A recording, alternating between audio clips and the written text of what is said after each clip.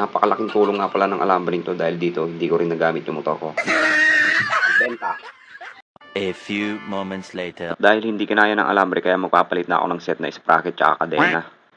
3914 nga pala para hindi masyadong ma-vibrate. Gagamit ako ng mga kinakalawang kong tools dahil hindi na masyadong nagagamit.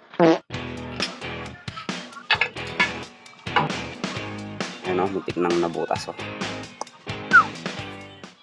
Buti na lang at hindi natuluyan nabutas yung crankcase. Napakatibay talaga ng Euro 150. Napakalaking tulong nga pala ng alambring to dahil dito hindi ko rin nagamit yung motor ko. Benta. At syempre para madali kong makalag at makabit, gagamitin ko yung paborito kong tools.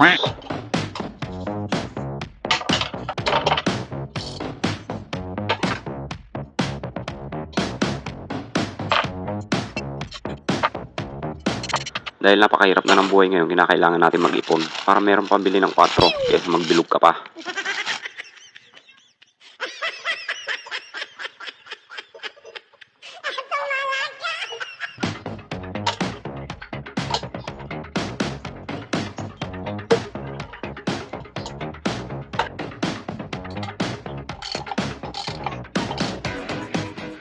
Okay na nga dito sa panlikod na sprocket kaya ilalagay ko na rin kaagad dito sa motor para mailagay ko na rin kaagad yung kadena.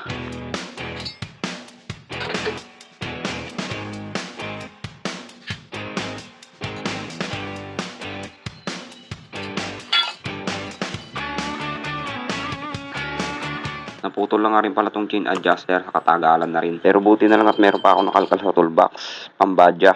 Okay na rin to. DID nga pala yung ginamit ko sa kadena at sun naman dun sa mga sprocket.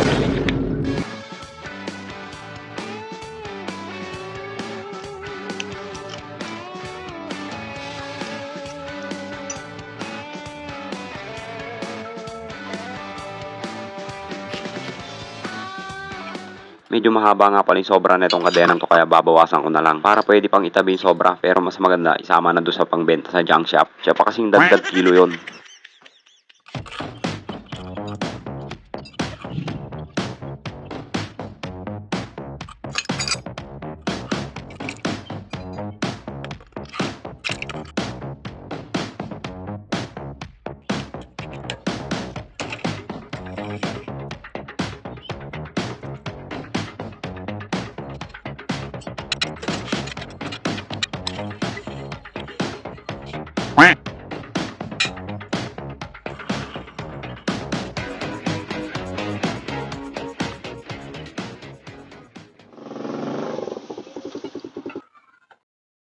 Pero syempre iwawasin ko naman siya ng konti para luminis naman.